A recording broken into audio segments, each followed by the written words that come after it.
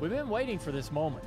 Generations of innovation all coming together in one place. The pedigree of more than 70 years of NASCAR Cup Series history, from the past to the present, from Petty to Earnhardt to Elliott.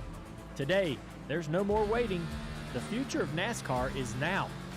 Drive the next-gen cars today on iRacing and step into the next generation of racing.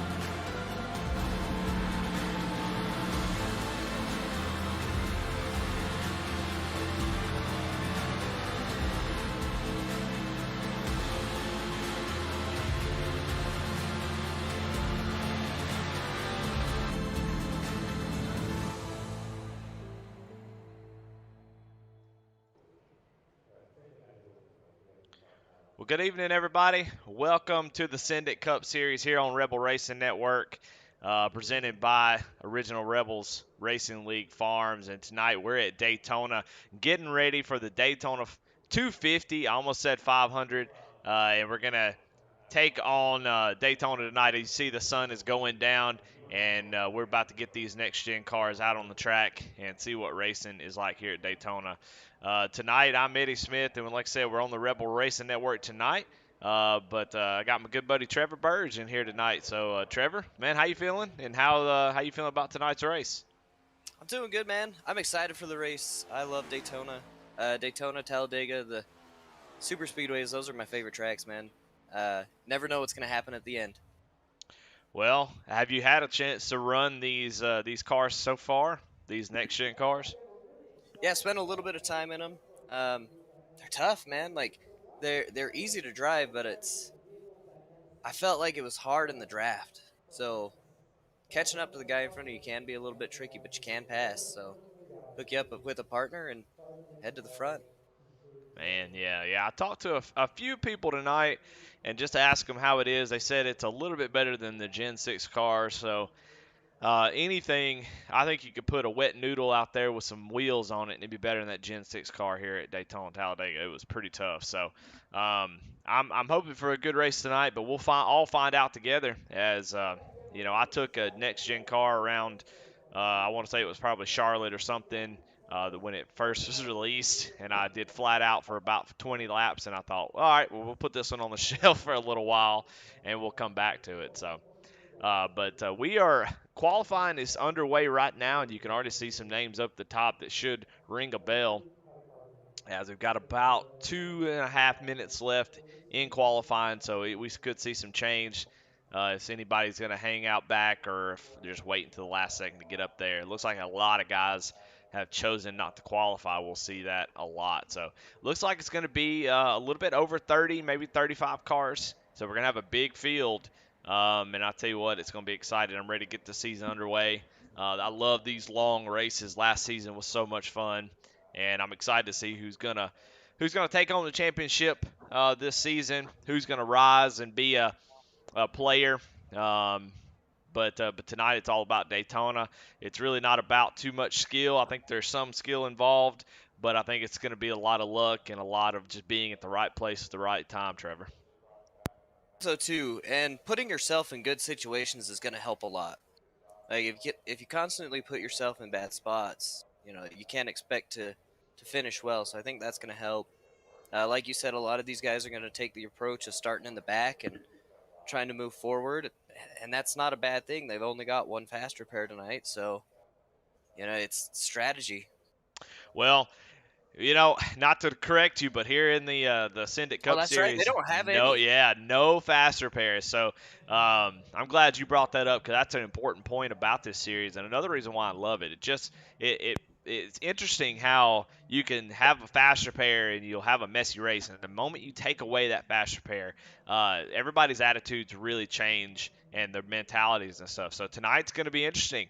I think you're going to see early on, because it's a really long race, 100 laps. It's 50% of the actual Daytona 500 length, so 250 miles, and you're gonna have to be there at the end. You can't, get up there and race. And so I think we're gonna see a lot of single file action. Guys really giving a lot of space all around their cars. They're gonna be doing the circle of safety around their vehicle, and I think we're gonna see a lot of guys hooked up at the back just trying to hang on to the field. So. Yeah, I think the one nice thing I actually like there being no faster pairs because it makes guys more conscious, makes the racing better. Um, I mean, it's like rolling a car up to the track in real life. That's right. You don't you don't have a faster pair. I mean, you can try to repair the car really quick, but duct tape and You could baling drink wire a only you could gets drink a Red Bull and get try to get a couple wrenches out and fix it really quick. yeah. Duct tape and baling wire only do so much, man. We've put together cars with duct tape and baling wire before, but they're just not the same. Well, all right. Well, Trevor, we have a grid set. Qualifying is over, so let's give out the Peg Leg Pole Award. Tonight is going to go to none other than Garrett Kinder in the number 13 machine, outside of the front row. And I'll take the top 10, or I'll just take all of them because I don't think you can see them. But Fry Hubbard on the outside of the front row, Jesse Necula in a beautiful number 84 machine on the inside of row number 2, Matt Clement outside row number 2. Starting 5th, Steve Loving. Christian Dedman starting 6th. Starting 7th is Brian Fine. Glad to see him back. Michael Swink starting in 8th. Kyle Roberts starting in 9th. Zach Whitstein starting in 10th. Ryan Huff starting in 11th. Starting 12th is Cameron Combs. Daniel D. Cunningham, the first JC Motorsports entry, starting 13th. And next to him is the boss man himself, Jonah Colbert, starting 14th. Jason Warren starting 15th. Starting 16th is Mickey Isaac. Starting 17th, Mike Bertosa Jr. Starting 18th, Chris Reese. Starting 19th, Brandon Pollock. Justin Ray starting 20th. Matthias Swank starting 21st. Steve McDonald starting 22nd. Chuck Pegleg Phelps starting 23rd. Michael Morrison starting 24th. Starting 25th is Charles Stevens Jr. 26th, Josh Lokenvitz. Starting 27th, Jason Lottridge. Starting 28th, Christopher Heiner. Eric Burkhalter in that Dirt Affliction entry in 29th. Brandon Wallace starting 30th. Spencer Gay starting 31st. Phil Hitman Monzo starting 32nd. So 32 cars in the field tonight. Man, that's a pretty big field. I'm excited to see how this is going to play out. I can't believe there's not more, but I think this new car has got some people wondering. They're going to sit here and watch and try to figure out what this thing's going to do. So. Yeah, I think after they see some good racing with it, good racing attracts people. I think you will see a lot of people join in, get the field even bigger. 35 cars on a super speedway when they get all bunched up. It's a wild ride, man. Yeah, it's if it's anything like the ARCA car was last night, I think we're gonna see a lot of. It's gonna be a lot of fun. Well, all right. Well, it looks like we're gonna have darkness set upon us. The lights are gonna cut on pretty soon, but we're gonna have a little sunset here in the first part of the race. Kevin Kinder in chat. Cody, you know what? I think it's Cody Bame. You know what? You tell me. You spell it out phonetically in chat, and I'll get it right because I keep saying it wrong. But Kevin Kinder and Cody in chat. So if you're in chat, let us know. We'll shout you out, man. Glad to have y'all, and get ready for some amazing racing tonight. Is Garrett Kinder going to lead us down the backstretch and get ready to go green? Who's your early favorite? If you had to pick one. I don't think I could pick a favorite here at Daytona. I just never know. There's so many good super speedway drivers. Steve Loving in 5th there in that 27 Coke Zero car. He is the speedway king. So if you're going to pick somebody, I think he might be a good pick. But I'm actually going to go with Brian Fine as we get ready to go green. We'll go ahead and give him the green. Pace car jumps off, and we're getting ready for the Daytona 250, going to get it underway. Garrett Kinder leads the field down, gets a good jump. Green flag is out, and let's see what these guys. It's Cody Bame. Okay, I got you. All right, well, Garrett Kinder with a nice little gap there, as he's got Jesse Necula all over his back bumper, so that inside line already with a pretty nice advantage. But you see the gap, Trevor, of the cars back there as they're just all giving each other plenty of room. Yeah, and that's what you want to see early on in the race. Give each other some room. Got a lot of race left, so give some room. If guys want to make moves, I mean, let them go, because it might pay off for you in the end. Absolutely. If you get hooked up with another car, you can come back and kind of make a run. Yeah, and I think that'll be important, man. I think, if you're going to go sit in the back, we've got a bunch of drivers back here. We'll check in on Eric Burkhalter in that 71 machine, as they are definitely lined up in the back, just trying to ride this out and make it to the end. That's going to be important, being able to get back up. You don't want to lose the draft. We saw that last season in Daytona, as guys got back here and were drafting together, but actually lost the draft and had green flag pit stops, and were just never able to recover without a caution. Going to be interesting to see how that plays out. Just got to be smart. Got to be got to stay on top of it. Don't let the pack get away from you, because it can happen in hits.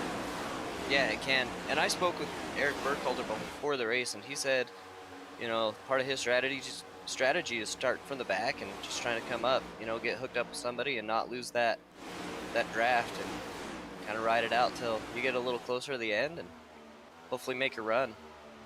Yeah, we're looking at the field right now, and they are all single file on the bottom. So it's just one of those things where that's how the race. And we talk about in real life, we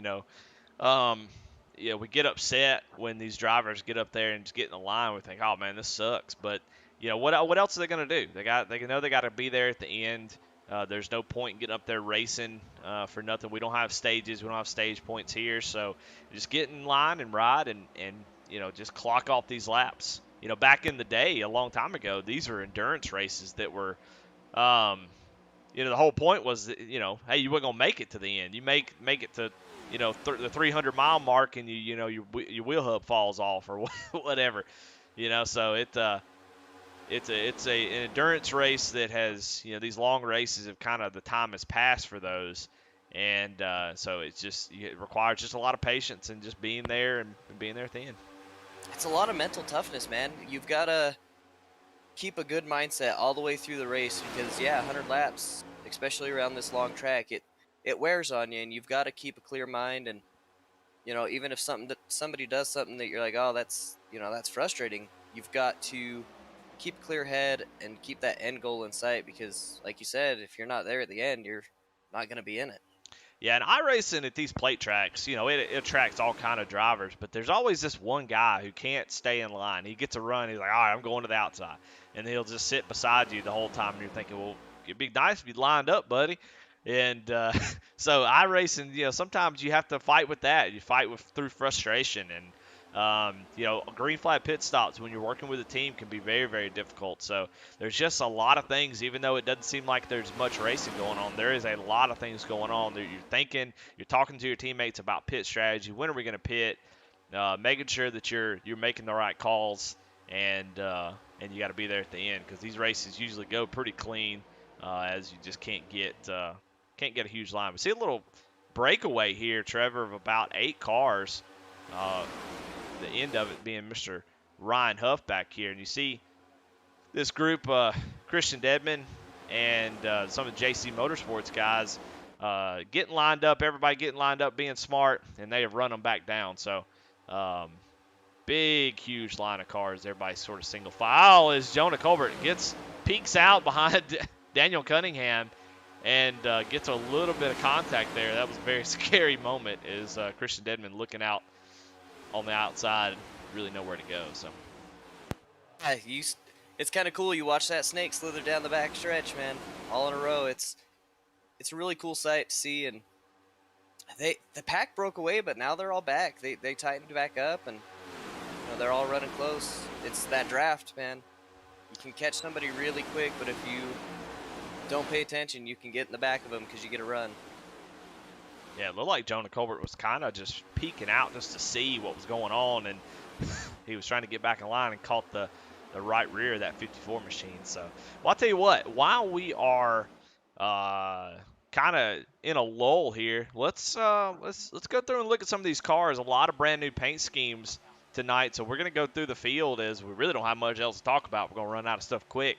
But you see Ratchet Speed Shops there, Kinder Farm and Ranch, number 13 machine, using all of that space where that number pushed forward, and that's a good looking paint scheme. Kinder always does a really good job. Yeah, Kinder does a good job on the paints, and I mean, that pink, black, and white, it always looks good. It's really clean. Those clean lines help on this. Coming from a guy that likes to do the paints on here, clean lines help the car look good. If you don't have clean lines, it looks weird. It just doesn't look right. What do you think of the new number placement? I don't like it. It's fine. But the first iterations look really weird. But what I've seen here lately has actually been pretty good. So I mean, those guys are professionals. They know what they're doing. They can make stuff look good given enough time and enough trial and error. And I've seen a lot of really good ones. These two right here are pretty good examples of it not being too bad. So I can get over it. I'll get over it just like I've gotten over pretty much everything NASCAR's done. I don't know. I'm kind of digging my heels in, and I'm sitting. Oh, there we in got the a middle of wreck the back road. here. Is Michael Oh. Swink. Michael Swink, Justin Ray. Let's try to get out of this camera. We're running our mouth. And the number 48, Jason Lottridge, down in the apron. So already an accident. I'm not sure how we had an accident, to be honest. But let's go back and see what happened as these guys. Kinder Farmer Rich Wreckage Rewind. So we're watching from Jason Lottridge's car right here. As this guy side by side, it looks like the 79 of Josh Lokovitz out there on the outside, not willing to, they didn't want to run side by side or single file. So it's like a 38 of Justin Ray, Lokovitz. Yeah, they just come together right there, and Yeah, they just came together, and then, Lottridge just kind of had the misfortune of being involved. That's the hard part about Lord. these. Oh, we had the 44 Yeah, involved. Hitman just plowed right into somebody. So unfortunately, a lot of guys with repairs. You see Jason Lottridge, Justin Ray, those guys on pit road now, and Josh Lokovitz on pit road as well. So and it's going to be hard to get these laps back. Yeah. If you go a lap down, it's going to be really hard to get these laps back. Yeah, we talked about it early. No fast repairs, so that's really unfortunate because you really weren't doing anything. We're on lap 10 of 100, so you got to do what we just did 10 more times. And so it's interesting to be out there, side by side draft, and being that close when everybody was sort of in a line. So it's an interesting decision, and it did not pay off as they come together, and now 3 or 4 cars are in trouble. So, but we do see pit road starting to pick up. As guys are coming down pit road, getting their service. You see a lot of people probably just coming in. Tires probably not important, but fuel will be. So if you can be ahead on the fuel game, that can be important. So a lot of guys coming in, topping off for fuel, and maybe dropping to the back a little bit. I'm not sure what the fuel run would look like, but if you can stay on top of it and you can have, a better fuel strategy than somebody else, I think you're going to put yourself in a good position. Yeah, talked to a few drivers before the race. The fuel window is going to be somewhere between 35 and 40 laps, just depending on how much you can save. So, 10 laps down so far, the guys who stayed out, they're going to have to, if we go green, they're going to have to pit between 35 and 40, where the other guys, they can stay out to 45, 50 maybe. So, going to change up some things a little bit with guys staying out and half the field pitting. So. I think if it stays green, those guys that pitted have a good chance of that paying off. Yeah, I mean, anytime you can get a little bit of extra out of green flag pit stops, assuming that we have them, it could be another caution. But if it goes green through the pit stops, you're absolutely right. They get 10 extra laps of staying on track. If they catch a caution, it could be good for them. So That's what a lot of people don't understand too. Like, if you're not doing it, is how crucial that pit strategy is. I know I'm pretty green at the asphalt stuff, and I didn't realize how crucial that pit strategy is and how much that impacts your race. It can make or break a race.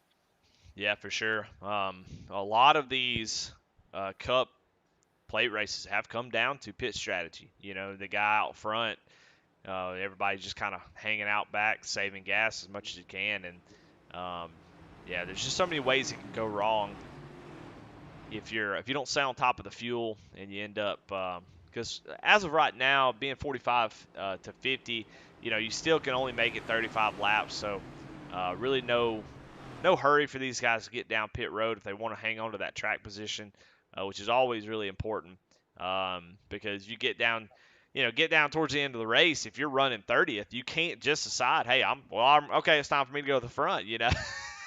You're kind of stuck back there. So you have to start making your way up towards the front. But if you're already up there, maintaining that track position can be invaluable. As it's a lot easier to win from first or second than it is from 30 to 30th. It is, and I mean, you got a couple guys up there at the front that are they're fast. They're really fast, and they're consistent. Garrett's usually pretty consistent. He's up there at the front a lot. And just in the time that I've joined, Garrett's come a long way, and he continues to get better, and he strives for that. Yeah. And Jonah's always a player. Jonah's good. If he puts himself in a good position, he's a fast driver. No doubt. Well, pace car is pulling off. We're going to go back green. Might have a little bit of action for just a few laps until these guys decide to get single file again. But Garrett Kidder going to lead us down. Got a couple guys going back and forth there. I see Jonah Colbert kind of weaving back and forth.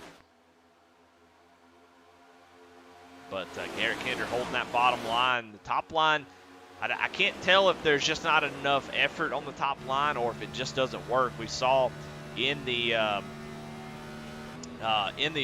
old Cup car that the top line just wasn't good enough.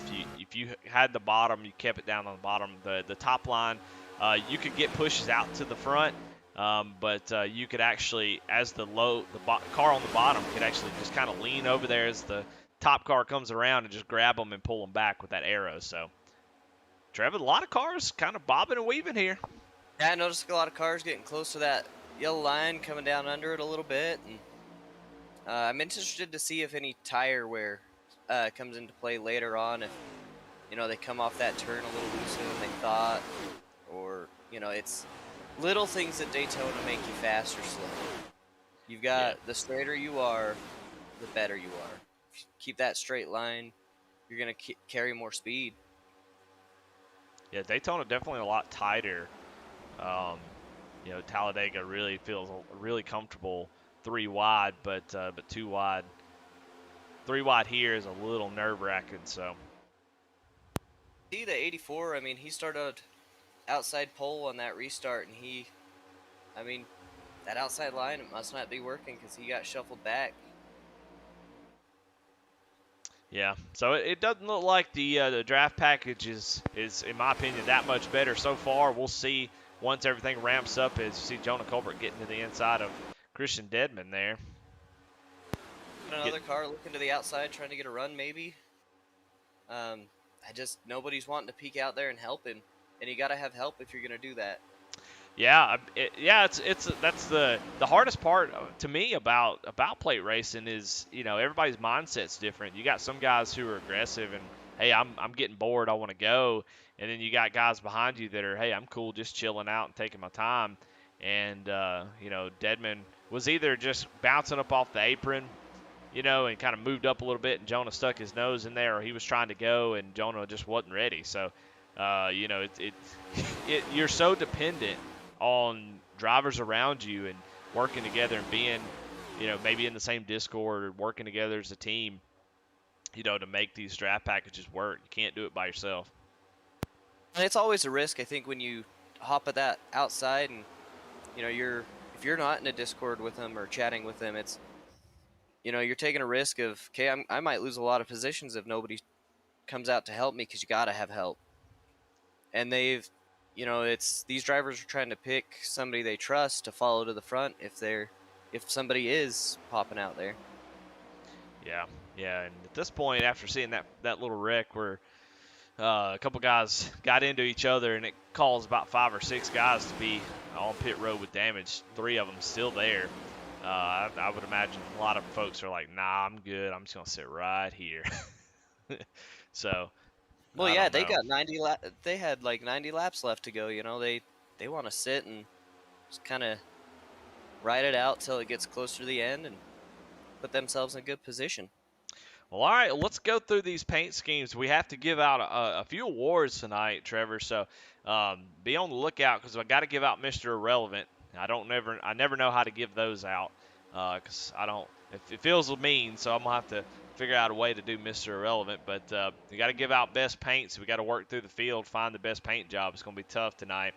Got to find a hard charger and a hard luck award. So keep that in mind as we get through the race. And if in chat you want to nominate somebody, let us know, and we'll take it into consideration before we give the award out. But let's go through the field again, and let's start with Kyle Roberts as we kind of highlight everybody's paint scheme while we're running single file. Got a little veterans 35 scheme, lots of space on that. He screwed it's got the number forward, but nothing there. So Yeah, I mean, I respect the veterans. You got to. But yeah, I mean, that number, it is sitting forward, but not a lot of sponsors on there. A lot of space on there to fill. Yep, looks good though. It looks like it's got the Constitution on the background, so maybe he's letting the Constitution be that extra. We got Fry Hubbard. Looks like a Stuart Haas Racing paint scheme. It looks really good. Jonah Colbert back here in a JC Race Graphics. This is a mean-looking Mustang right here. I do like that car a lot. Yeah, I mean, yes, I'm a homer a little bit, but there's no doubt that Jonah does some of the best painting in iRacing, and man, just has such a good eye for it. And this is a good-looking car. Yeah, any car that Jonah puts together, it always turns out nice. And it's hard to get those little details right on the body and get those lines right, and it looks really good. That blue really pops against that gray and the black. Yeah, no doubt. We got an old school Pennzoil car here. Good looking paint scheme from Brandon Pollock. Guess I could show people's names as we're going through it. DeWalt, a little DeWalt scheme. I actually like these. I always like the DeWalt schemes. Zach Wetstein. I do like those colors. I like those colors a lot. They're some of my favorite colors, so I'm partial. Yeah, Michael Walters Brewing Company, that 84 machine. This is a Jonah Colbert special, I believe. And man, I tell you what, that's a mean looking scheme. The checkerboard red. Man, that's good looking right there. I like it. That is a really good looking car, and it's those little details set it out with the checkerboard and the red. It's the little things like that make it good, and that number placement. I'm not a fan of the forward number, but he made this one look good. Chris Reese in the Refab Inc. 62 machine. Good looking car. Got a little bit of chrome on that blue, so a little shine to it. Chris has came a long way with his designs. He's been working hard at it and doing a lot of designs, and that looks really good. I like that color combo. Blue and yellow always look good together.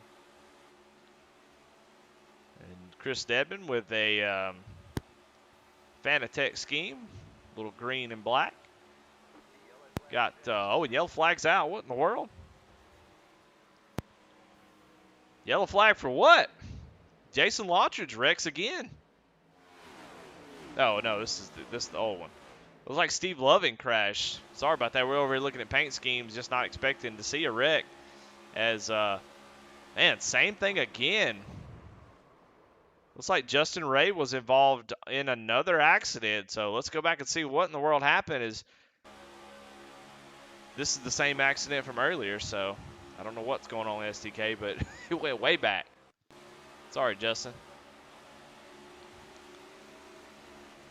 Oh, man, that's Steve Loving and Mike Bertosa. Mike Bertosa a lap down, and yeah, not really sure what's going on. He's just kind of moving up the track and has a big gap right there. So Steve was like, well, all right, I'll take it. And then Mike just turns down into his right rear and just takes Steve out. So, man, I don't know what's going on with that. That's a little crazy, and guys just kind of finish him off there. But, yeah, a little wild there for a lap car to be taking out the leaders. That's unfortunate for Steve. Like you said, he likes super speedways, so he, that's one guy that's really fast at him taken out of the mix, possibly, and because of a lap car, that's got to be frustrating. Yeah, it's a little odd seeing these type of wrecks with how the racing is so far. It's it just I don't understand cutting it that close. He had gotten up under you, and then you just kind of were pinching him down. I'm not really sure I understand the point of it, especially being a lap down. I know you're here to race, but man, I just don't know. That was a really unnecessary wreck, I think. But regardless, I think that's one that could be avoided. But yep. We're going to have pit stops now as the whole field, so all that pit strategy is going to go out of the window. Is everybody pretty much going to come down and get fuel at least? I'm not real sure if they need 4 tires, but they'll come down and get fuel. Garrett Kinder going to lead us down pit road. Eddie could tell you I am not a master at asphalt, but I probably wouldn't take tires here. Yeah, it just depends. I don't really see the point, man. It just doesn't make sense to take tires, but it looks like a lot of guys are. You see Garrett Kendrick getting 4 tires. You might as well, I mean, it's not like it's a, I could see the decision either way, but I'm with you. I don't think they're going to matter that much, and I think track position, from what I can tell, is going to mean more than tires. So I think it'll play a bigger impact on the restarts than the actual when you're running. And maybe that's what they're looking for, is that little bit of extra bite on the restart, so they're not spinning tires or anything like that. Yeah, I can't imagine tires being any kind of important. I think I don't know if I'd ever take tires. I think I'd just be trying to do what Fry and Jonah did and just get out front and stay up near the front, because it looks like I don't know what the world's going on, guys. Side drafting on lap 20. So I'd be trying to get away. Hell, let me get away from that. Yeah, I would want to get away. If you can make a gap out front and go, I mean, that's your best bet. The more separation you can make from the pack, the better. It's interesting to see how Jonah's going to play this starting on the outside. We've seen earlier that outside line it's hard. It's hard to get around. That inside line just gets you. Yeah, that's where you do a few calls over voice comms. Say, hey, Garrett, hey, man, you will let me down? You let me in? And get down in there and hang out. So playing the scratch my back, I'll scratch yours. Absolutely. So, well, under caution, our second caution on the night, Nat, on on lap 25 of 100. So we're a quarter of the way there, and so far the cautions have been kind of weird because we've been mostly single file, not that much racing going on through the field. Guys just pushing the issue, getting a little bit too close unnecessarily. Especially this early on, and some guys that are already out kind of talk about who's in pit road and who's already in trouble. Matt Clement, you look at his Pennzoil car, the whole front end's gone, radiator's hanging out, and he's definitely in trouble. I hate to be the one to call it somebody's race, but that could be his race for sure. Yeah, I believe you're done. Phil Hitman Monzo, we saw him clobber somebody after a wreck just a few laps ago, and so that front end is pretty beat up. You see a little bent there. Mike Bertosa Jr., who we saw, was involved in that last incident. He's missing pretty much everything out of his. So Justin Ray, who is still trying to get some damage fixed. Looks like there's a lot of damage still left to go. He was involved in that first incident. Josh Lokenvitz still sitting on pit road. I don't think he's gotten out of pit road. I called Jason Lostridge out, but my SDK was telling me the wrong thing. these two have been sitting on pit road ever since that first accident on lap 10. So their race is most likely done. Josh Lokovitz has been sitting on pit road for about 17 minutes. Jason Lottridge as well. So tough night for them. Michael Morrison coming in pit road. His car doesn't look bad at all, so I'm not real sure if he's just gotten a lot of it fixed or what's going on. But You know, he definitely he might have pulled a Trevor. I often miss my pit stall, so I have to go all the way around the track. well, That's my inexperience, so I hope that didn't happen to him. I hope, you know, he puts himself in a good position. Well, he was on pit road for about 2 minutes, so he had some sort of damage he was working on. Car looks good from here, but it may be on the other side. Who knows? But because he's running behind Josh Lokovitz, so must have some big old damage. Steve Loving, man, we talk about the King. He is nicknamed the King after winning the Super Speedway King Series of running all the different cars on Daytona, Talladega, and but tonight his nights he's in trouble. He can go in there and try to get some more damage fixed. That car is never going to be 100% again, but if he can survive, be there, get that damage kind of fixed, and what in the world's going on? I'm definitely pulling for Steve. I hope he. Oh my gosh, man. I didn't even know we went green. I'm over here running my mouth. We've been running our mouth too much, and we are under a caution again. What in the world happened? Let's back it up. As we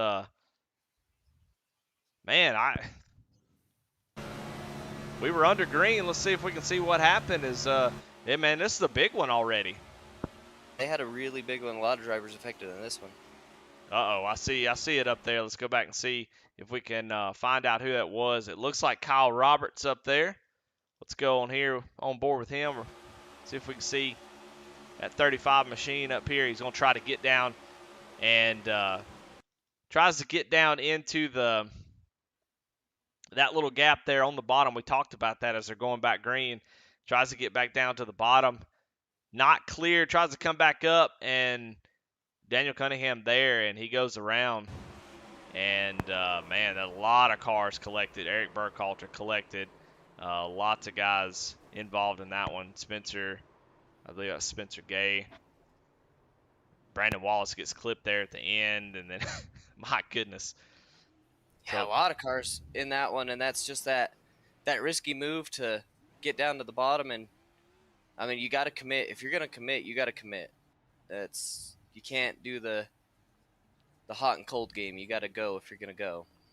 Yeah, it looks like Cameron Combs is stuck on the track, and looks like Michael Swink's trying to get him off of it, but looks like he has to take a tow. So yeah, I apologize about that. We're over here running our mouth, and we missed green flag, and then immediately right after that, there's a caution as guys being a little bit aggressive with those lane changes, trying to get down to the bottom, and not clear, and that was the big one. So let's go back and we'll go back and watch that again since we're over here running our mouths and missed it. Let's go back and watch it. I am a talker, so my bad. I'll take blame on that one, guys. Oh no, it's all our. We'll both take the blame. As you see, good Lord, look at that. Cars just everywhere. I mean, the number one is spinning. That's unfortunate. A lot of these guys had started to make a good run. I mean, Eric Burkhalter was sitting 10th from starting 29th, so, you know, making his way through the field. A couple other guys, I don't know if Chuck made it out of that, but Chuck, you know, he started 23, he was 9. That's a lot of cars, no fast repairs, so a lot of nights are over. Yeah, let's watch it from Charles Stevens. He had a good view of it.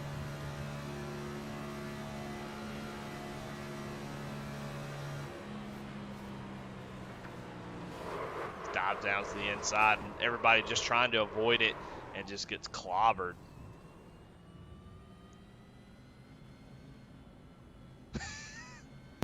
Seen the Yeah, Kyle Roberts, not either his brakes. I know he's got some big old brakes, but he's spinning. He just back it and poor Michael Swink nowhere to go, or I think it might have been Tia Swink. seen Brandon Wallace almost make it through that too. That was a heartbreaker. he almost made it through, and then somebody got him at the end.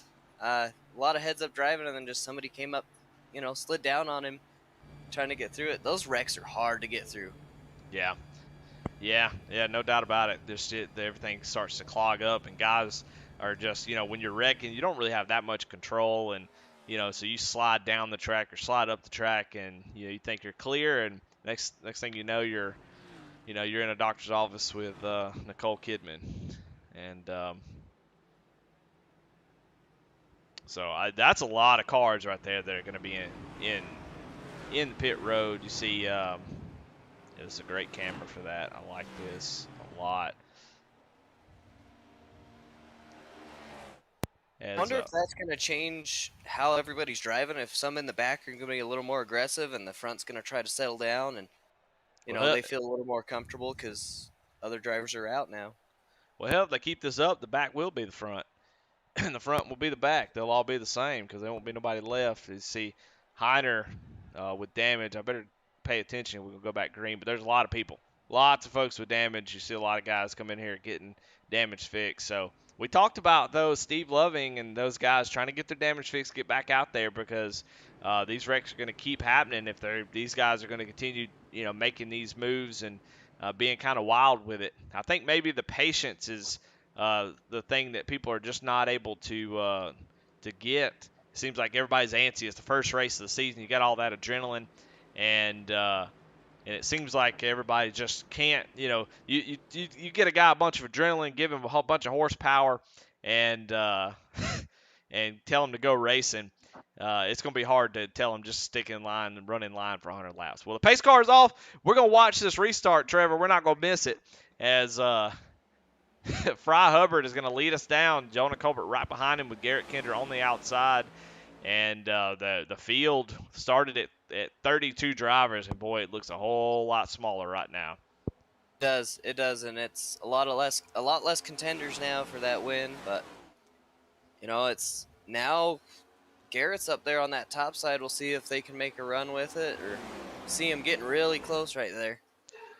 Yeah, gonna see what how aggressive these guys. I mean, you got to feel a little bit better if your car is still clean and Garrett Kinder going to clear well on that top side. So what a strong move by Garrett. That's what you got to do. You got to get up there and get that lead.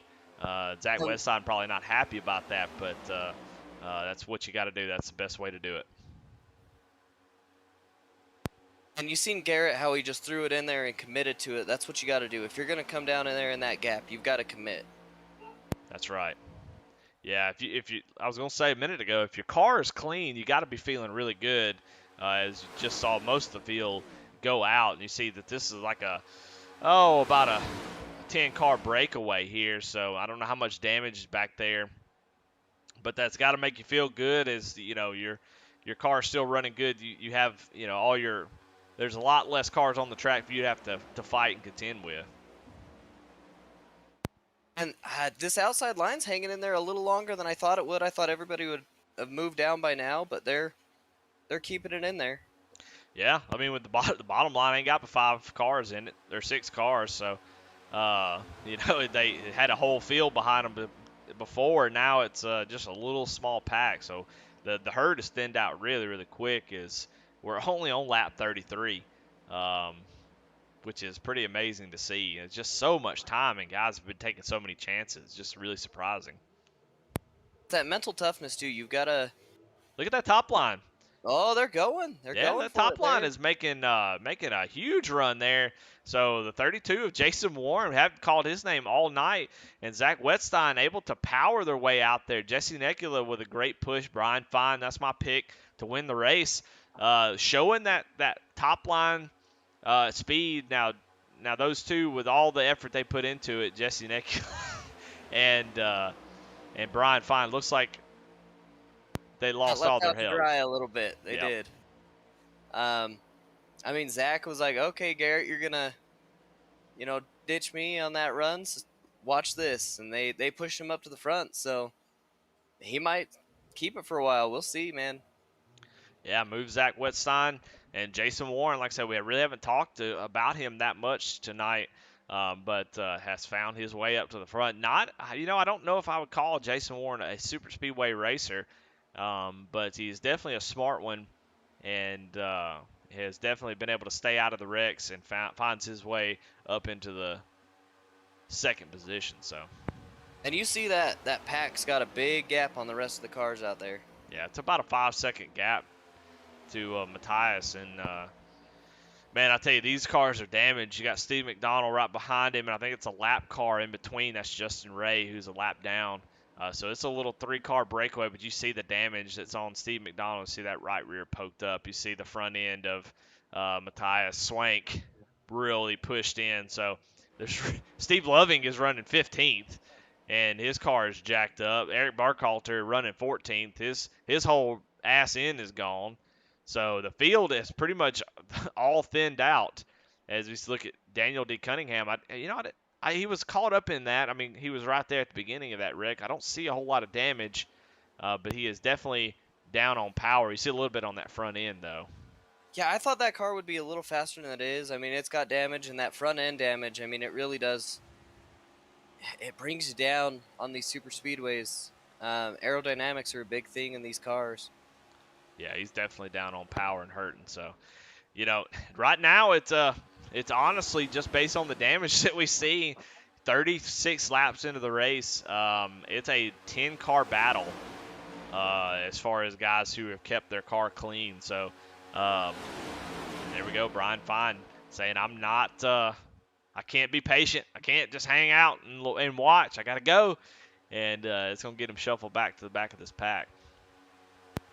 Yeah, and that's a risky move, but, I mean, if you're feeling antsy and you want to take it, I mean, go for it, but I just don't. The better position you can be in later in the race, I think you're going to be, in that better spot to win it. But, I mean, stranger things have happened, and I'm not an expert, but. Well, I know it's just got to be aggravating because after all those wrecks and stuff, you're just kind of like, hey guys, let's just get into single file. Let's get single file and just ride. We've got so many laps to go. Just hang out. And you always got the one guy, and I'm not just picking on Brian Fine, but you always got the one guy who's just like, I'm gonna get out and run side by side with you, and you're just trying to ride. So, so. They're probably reaching out to Brian saying, "Hey, Brian, you mind just hanging out for a little bit?" Yeah, give us some time here. Let us get closer to the end, and then I'll help you push. I'll help you go, but give us some time. Let us get to the end. Let's just click down these laps, and that's really what you're doing now is just clicking down the laps, You're gonna have to fight with lap traffic and get through it as a pack, so everybody stays fast. Yeah, we're going to go on board as we watch Charles Stevens going a lap down. Everybody makes it through. He stays up out of the way. Of course, they're single file, so it's not like they can get in the way as Fry Hubbard kind of jumps up out of line there. But we see Steve Loving going a lap down. He's running 15th. And so, like I said, it's a 10-car battle now. I don't see – a lot of these cars just have way too much damage, no fast repair. I just don't see anybody else getting back into this. If you're not in this 10-car pack, it's pretty much over for you. So we got a couple guys like Matthias Swank running 11th, who's got damage but might find their way back on pit road at some point and get some damage fixed with a caution. But man, I tell you what, there's a lot of junk cars here. And the horsepower difference alone is crazy. When you got a car down on power on these super speedways, they're just so much faster. And the lap traffic so far has done a really good job of just letting the pack go and moving up out of the way. It's tough for them. I hope Steve can salvage something out of that because that's tough luck for him. Yeah, that's Daytona though. That's what happens. Well, it seems like we need to just talk about paint schemes because every time we do that, we get a wreck, and so there's something to talk about. So I'm gonna go ahead and highlight some people's paint schemes. People put all this work into it. We might as well show it off while they were just riding single file. And look at this big frig paint scheme that Jason Warren's got on. It looks like it has an old Darrell Waltrip throwback feel to it. I don't know if that was intentional, but that's the way it feels to me. So that orange is one of my favorite colors. on a race car, and I like that orange with some blue. Yeah, so really nice paint scheme. We'll go back here and try to find somebody. Yep, Chuck Pegleg Phelps with the United States Marine Corps Black Rifle Coffee Company. Got himself a nice little scheme there. I like that one. He seems always, he tries to keep all his schemes uniform, pretty much always shouting out the Marines. So it's hard to hate on any of his schemes because they always look real good. They always turn out good, and I think Justin Miller helps him out with them, and Justin does a pretty good job most of the time. Yeah, for sure. Ryan Huff got a little bit of damage. You see a little bit of that Evil Empire Sim Sport Toyota Camry. A little bit of damage on that right side, but he is still able to hold on to this pack, so the damage must not be too bad. But, there's a lot going on in this paint scheme, but I like it. It feels like, honestly, it feels like I want to reach in there and grab a beer out of it. That's what it looks so cool, and on a hot day, I just want to reach in there and just grab a beer out of that one. Just it looks tasty. Yeah, I like that scheme a lot. That's a good-looking scheme. I like the number placement because he kind of did the traditional number. I like that. I really like that, and the little detail in the number that looks really good. Yeah. So, and then we'll hit Brian Fine back here as we've talked about. Pretty much everybody else is he's got the the Fine beer, little Bush beer replica. I heard that beer is just fine. It's not great. It's not It's just bad, fine. but it's fine. It's fine. Yeah, and you got the Rush Truck Center on the back. It's not a bad scheme. I mean, I like it overall. Yeah, he's got a couple schemes like that has his name on it that look pretty good. So, be interested to see what he does for the rest of the season.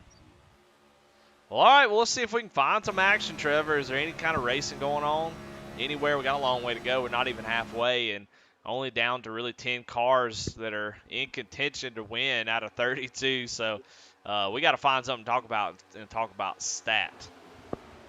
So, I mean, yeah, you got those top 10 going out there. So going on the schemes, the paint schemes, because that's kind of my world. I love the paint schemes. I like doing that. I like everything about them. But Steve Loving has actually been doing a really good job with a lot of paint schemes lately, and I liked that Coca-Cola car. It's a little beat up now, but I liked it at the start. That turned out really slick. Yeah, he's got a couple Coke schemes that are really really nice. But because I love that he does the little effect of the tin can, the aluminum can look to them. He always has, and man, they look real good. That's the thing is, so the difference between a good paint scheme and a great one is just those little details, man. Yep. They set stuff apart, and yeah, he's been knocking out a lot of good ones lately. And that I'm partial. I'm a Coke fan. I don't drink Pepsi. I drink Coke. And the M&M one looks good at coming up on him. Yep. Yeah. Yeah. I mean, it even looks like a can that's been rolled across the concrete. It's got the little scrapes on it and stuff. That's a pretty nice little deal. There's the M&M scheme right there. Kind of gross. Yeah, it looks good. I don't like to shout out Kyle Busch schemes. Well, yeah, I live close to Vegas, and even Vegas doesn't like Kyle Busch. Dang, that's bad when your own hometown doesn't want it. They just want to give him up, don't they? Yeah, if it was a NFL team, they'd try to trade him out. Well, Trevor, what do you think about the next gen cars going and running the Coliseum, the LA Coliseum for the Clash this year? I think it'll be a fun race. I'm excited to see how these next gen cars do. I actually really liked the design of them. I think they're a good looking car. Aesthetically, they're good looking, but we'll see the quality of racing. They're gonna have bugs just like any new gen car coming out does. They're gonna have to figure stuff out on them. I remember when the last gen came out, they had a lot of bugs they had to get through. Well, I think they picked the right type of track because I think the short track racing has been some of the best that's happened here in the last few years, and so I think they picked the right track because the last thing you want to do is put the aero model on display before you get a chance to really perfect it. And they've been dropping that spoiler down, a couple of inches here or there, and I think they've gotten down to a 4-inch spoiler at some tracks. So excited to hear that. I think that's a really positive thing. That we saw the the head guy at NASCAR say that was a vocal minority that didn't like the 550 big ass spoiler package, and I man, I couldn't believe that. Yeah, I think short track's going to be the way to go to start it out and get some good running going. But I'm a short track fan. I think the races are better. Keeps everybody kind of closer together and all those cars bunched up. I mean, you see it here that when the cars get out in the pack, it's kind of just waiting for that last 10 laps to come, and then it heats up on the super speedways. Where short tracks, it's all gas. All gas, no brakes. Yeah, I mean the road courses and the short tracks, and it's so weird because it's a pendulum, I guess. I guess it's just one of those things where when we had those really amazing cars in the late '90s, early 2000s, going to Michigan, hitting, and even in the COT hitting 212 and stuff, entering into Turn 1 at Michigan. It was just a different type of deal. That those 1.5 milers were just so awesome. I think back to so many Atlanta races, rest in peace, that had such amazing finishes because the high horsepower, low downforce type packages, and then so they were good for a time, and then they kept going the wrong direction on this downforce, and they just turned into just really crap fest where you couldn't. Guy could just move up a lane, take your air away from you, and your car just stalls out at Atlanta or Charlotte. So, And I'm really sad that Atlanta's gone, man. That's one of my favorite tracks. I've always loved Atlanta. I don't really have any explanation why, but that's a fun track. But yeah, those cars, I mean, you think 212 miles an hour, that's crazy. That is insane, and especially how close these guys run together. Yeah, I don't know. It's I'm not resistant to change. I just want it done right. I'm a huge fan of NASCAR, and I feel I feel pretty strongly about it. And whenever they make changes like they did with this last little 550 package, I just feel like the racing has been, even my driver wins the championship, but it still feels bad because you get out there, get out front, and you pretty much control everything. Nobody can really do much with it. So Hard for them to get back, and I hope these cars just make it a little more racy. You know what I mean? yeah, That's what I hope we get out of these cars is just tighter racing, more lanes that these cars can run on. And I'm a dirt guy, so I hope these guys go back to Bristol dirt and these cars run good on there. yeah. But I feel like NASCAR has been doing a good job of trying some different things. Doing things that are a little bit out of the ordinary that, if you said dirt race 10, 15, 20 years ago, that you've probably been laughed out of the building. But definitely viewership down, attendance is down, and, you gotta try things. You can't just sit there as your numbers are dwindling. You got to keep people interested and get people, because, things like the Drive to Survive that F1 did, I mean, that has brought so many fans into F1, as Brian Fine and Jesse Nekula are actually working together and getting all the way up to the front. They're going to try to take the lead here. Is Brian Fine showing that if he got one guy, he can make it work. That's kind of, Jesse gave him a couple laps, said, hey, I told you I'd help you if you just give me time, and they kind of pushed it out. Hopefully Jesse gets some help now and can get up there too, because Brian just kind of cut down there and Jesse was left out to dry. But that's super speedway racing, right? Like that guy's gonna take the opportunity. Yeah, I don't know if people are saving gas. It's really hard to tell. They last pitted on, looks like a couple guys pitted on 28. Brian Fine pitted on 28. Zach Wetstein pitted on 23. Pretty much everybody's on 23 or 28 in this top. Pretty much everybody stopped at 23. There's a couple drivers, Ryan Huff and Brian Fine, who pitted about 5 laps later. So we know they can go about 35 laps. So it may. I want to say you can hear as Zach Westside might be letting off the throttle a little bit. So guys are trying to save gas.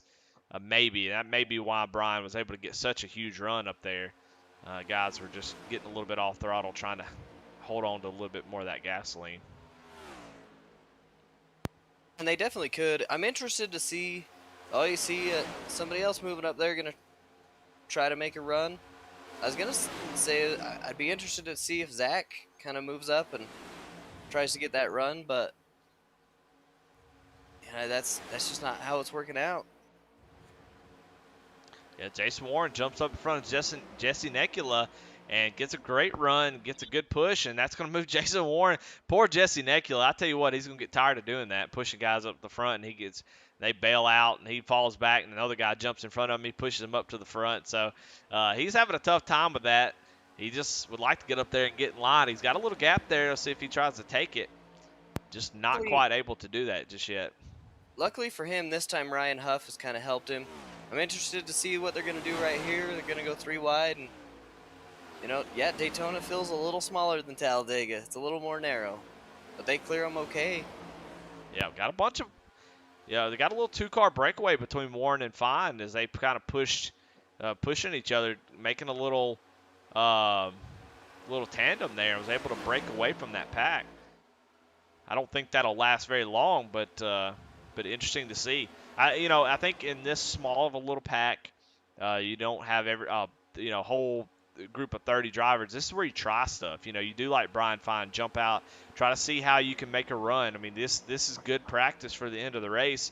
If you don't know what the car is going to do, you're not going to be able to make those moves. So get up there and push a guy. See how long you can push him. See before the temps get too high, as those two have kind of pulled out. You got Garrett Kinder now trying to give a push. You do have a car down there on the apron. But yeah, Garrett Kinder's trying to give Zach a push. Jonah's back there making some moves.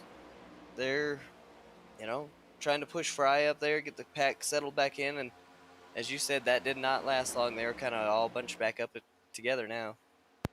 Yeah, I'm doing exactly what these guys are doing. I've changed my mind about being patient with about 40 laps to go. You're trying to find teammates. If you got any teammates left, I'm looking up there. I'm not Jason Warren. Who are you gonna work with? You gonna work with Garrett Kinder? I don't know who's got teams as far as in the Cup Series together. But Jonah Colbert, Chris Reese, that's all that's left of JC Motorsports up here. So you got to start making deals, start to find your friends, and get ready as you start to make these pit stops. As we are, like I said, we should be coming up on pit stops pretty soon. Josh Lokovitz off track. Let's go back and see. Had something going on back here. Let's see. Josh Lokovitz looks like he may have just had some sort of issues, stopped on the track. But looks like we stayed green, so that's good. I know he's had a hard night. He's had a really hard night. I like the pinstriping design, so I'll give him a shout out for the hood. That looks really good. If nothing else, you had a hard night, but the hood looks good. Absolutely. So Jason Warren leading on lap 58 of 100. So we still got a long way to go, guys. If you're in, go ahead and buckle in. If you're the type to drink a little alcoholic drink, go ahead and get you a couple, because it's going to be a while, as we still have a long way to go. But yeah, make sure those mountains are blue and the tires are warm and you're ready to go. Yes, sir. We should be seeing pit stops sometime pretty soon. We said about 35 to 40. So if you say about 35 laps, that is right around now. So we should see the pit road get a little wild. We'll see who's making deals, who's working together, who's going to pit together, who's going to stay out. It'll give us something to talk about at least, as these guys are really ain't much left of this pack. Are you seeing Brian Fine and Jason Warren still able to break away a little bit? I'm interested to know what they're doing to be able to break a 2-car little tandem and break away from the pack. That's pretty interesting.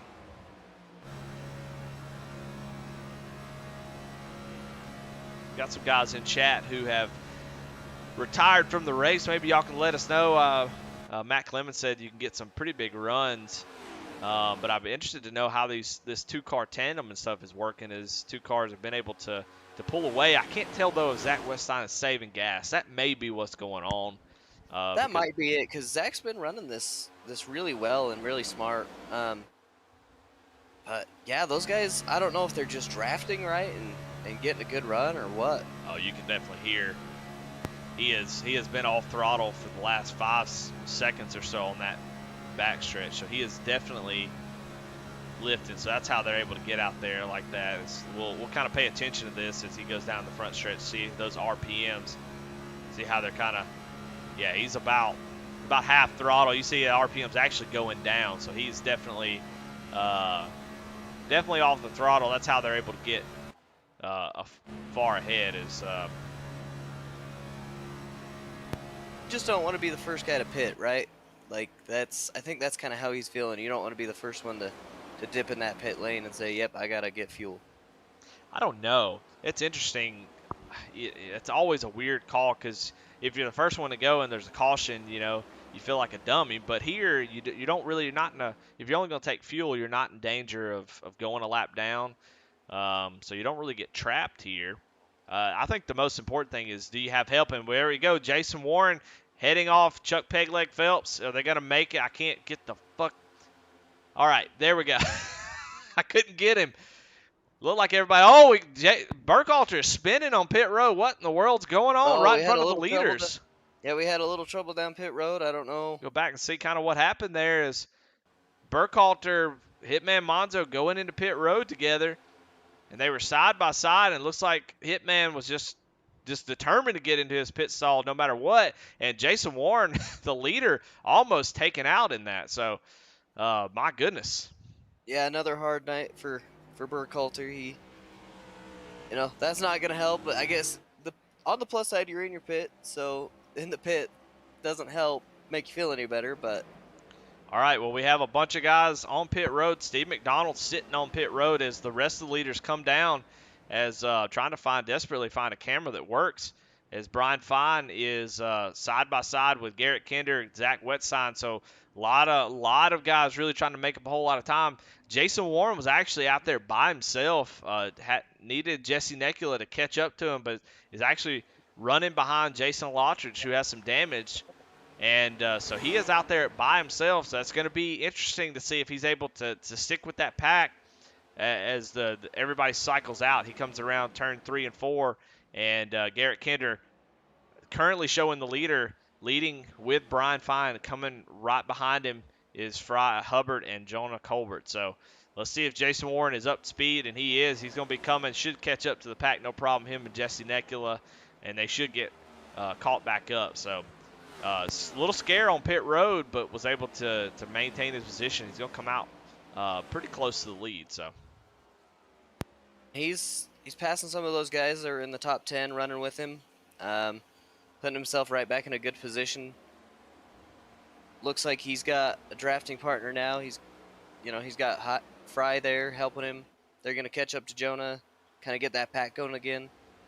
Oh, maybe they're going to leave Jonah out in the cold and just go by. And I don't know. It's interesting. This is where it gets interesting, right? Like, this is where the pit kind of broke up some guys, broke up that single file line, and we're going to see who gets a run now.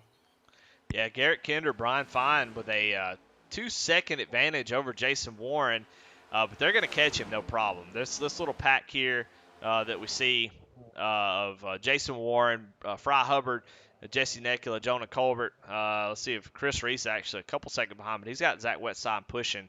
Those two might be in danger, but this little pack, if they can get in line, which they have, they should be able to get tightened up and run these guys down if they get together. They don't need to be too aggressive because they're going to catch them no problem.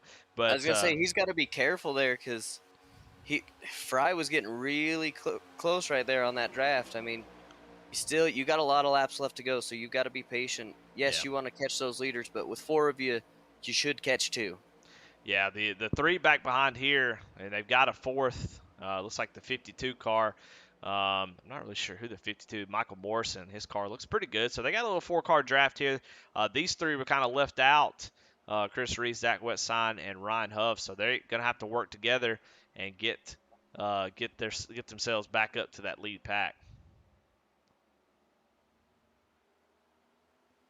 We kind of watch Impressive it. run by Chris Reese. I mean, he started 18th and now he's sitting 7th, so it's a good run by him.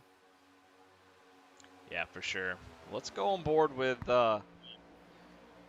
Jason Warren and see if we can look at this gap, see what it looks like. We'll actually pull up this.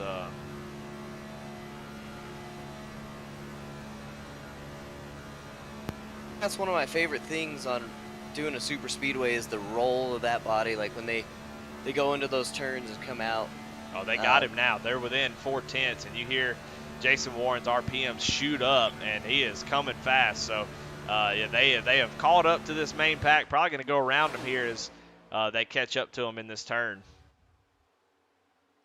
So it's Fry Hubbard gets a little crazy as they're running up on a lap car. They have to be careful. They've all caught up. They can kind of relax. There's no reason to keep going. As Fry Hubbard gonna make some crazy moves up here. Makes me a little nervous. They're getting a little Western out there, man. They're trying to make the car stick and get around these lap cars, and they're fighting hard for that top spot and trying to put themselves in a good position. But you got to do it smart. You can't. If you're not there at the end, you're not gonna win it. Yeah, I'll tell you who's in trouble and who may not be there at the end is these three right here. As I've been watching them the last couple laps, and they have lost time over and over again. So they're going to need these guys to get up here and race. They are about 2.5 seconds behind Jesse Necula, running in 6th. So these guys are going to have to, and you see Zach Westside all over the back bumper of Chris Reese. And at this point, if you're Zach, you're just willing to blow up that motor to get him back up there. Because if you're not careful and you lose that big pack, it could be over. So they're all lined up. When you're in a pack like that, it's easy for us because we're hindsight, right? We're sitting outside of the car. But if you're Christopher Reese, or Chris Reese, do you want to let Zach by you because Zach was running hard and just try to help push him? No, you can't give up any momentum at this point. Y'all are in line, and they're doing a great job. You see that they're already have caught up to that pack. They're getting that scent of the draft. So what a great job they did to catch back up, and they caught them quick. So it seemed like once this thing kind of everybody gets stacked up, you have to start lifting a little bit, and these guys were able to catch up quick. So great job by them. Fantastic I thought that job. pack really quick. I mean, yeah, we've seen these big gaps, and then they close really fast. That's something we've seen all night. Yeah, so those four, well, 3, and then, of course, the lap down car of Michael Morrison, they can breathe a sigh of relief if they were able to make up the difference. So that 10-car or 9-car pack is fine. I don't know what happened to Chuck Pegleg Phelps. He is out all by himself. Must have had some sort of issue on the pit stop, as he is some 17 seconds back, has lost the draft. So he's going to need a caution to get caught back up. Just kind of, I think, got lost in the shuffle, but I mean, if you're that lap down car and you're running with that fast pack, you got to feel pretty good. You're gonna possibly get some of those laps back, and put yourself in a better finishing position. I mean, if you've been in a wreck earlier in this race, you're thinking long-term points now. That should be your thought process, because this is a long season. It's not just one race. Yeah, a lot of guys having to, gosh, like I said, you got some really damaged cars here running inside the top 15 just by virtue of being out on the track and other people having issues. So there's definitely points to be made here. You see a couple guys in this pack that are, lap down cars. You've got Steve McDonald. Steve McDonald, yeah, he is running 12th.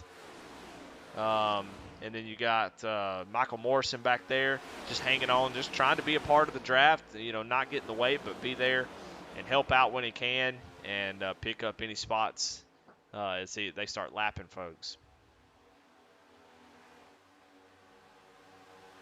Not sure if something happened with Steve's car, but he is in the pit. Not sure if he had a blow up or what happened with him, but he's sitting down pit road. maybe he called it a night. Maybe he's just getting some damage repair. Yeah, Matt Clement in chat said, wondering if Chuck forgot to untick his tires, and that's a great point. That is definitely a possibility. Is you do not want to take any extra second. Let's look and see. I can actually tell you that.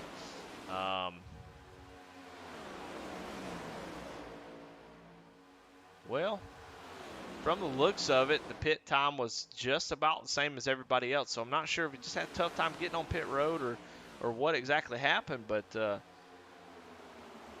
just in battles like that, every second counts, man.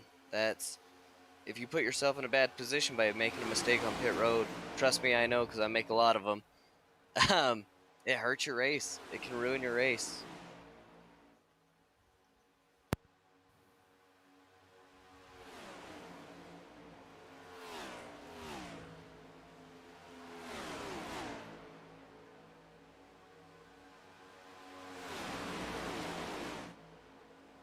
try to go back and see maybe what happened there. We'll kind of go back and see when Chuck was in pit road.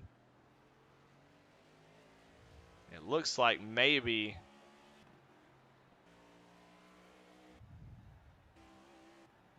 it looks like he kind of was on pits by himself, got left behind, and just didn't have any help. And those guys came out together, and he just didn't have anybody to help him. So he was just out here running by himself. And those guys being kind of hooked together, both all three packs, they were able to really make up the difference. So.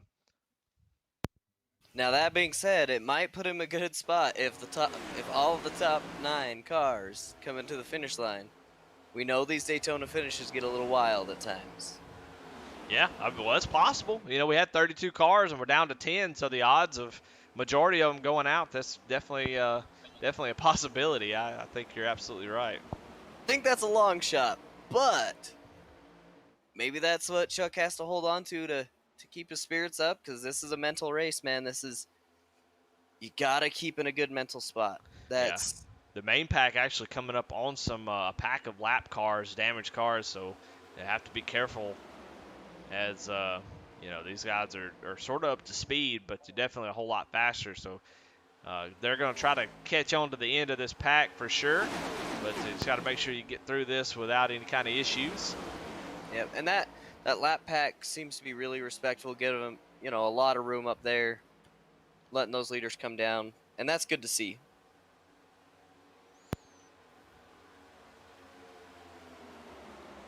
Well, we are closing in on 3/4 of the way through this race, so we got to do 25 more laps, and I don't if they pit it last on 62, 61 at 35 laps, 35 to 40, and I think they 23 to 62. What's that? That's pretty much over 40. So it seems like they've got plenty of gas to make it to the end. But we'll keep an eye on that as 25 laps to go. Jason Warren's put together a good race. I mean, he's been up there to the front. Garrett Kinder, those top 9 cars, they've been really consistent, swapping spots back and forth, man. That's when we get down to 5 to go. I'm really excited to see how this plays out and who starts to get a little more aggressive and wants to pull that trigger, Well, I'll tell you what. Let's before we get down towards the end and it starts to pick up, let's go ahead and give out some awards. Let's give out the best paint of the night, the Smil Racing Design best paint of the night. Trevor, who you got, man? I think I'm going to have to go with Jonah because I really like that car. I like that blue and that gray. It is hard to beat. You're absolutely right. I don't know what it is about it, but it's a good looking paint.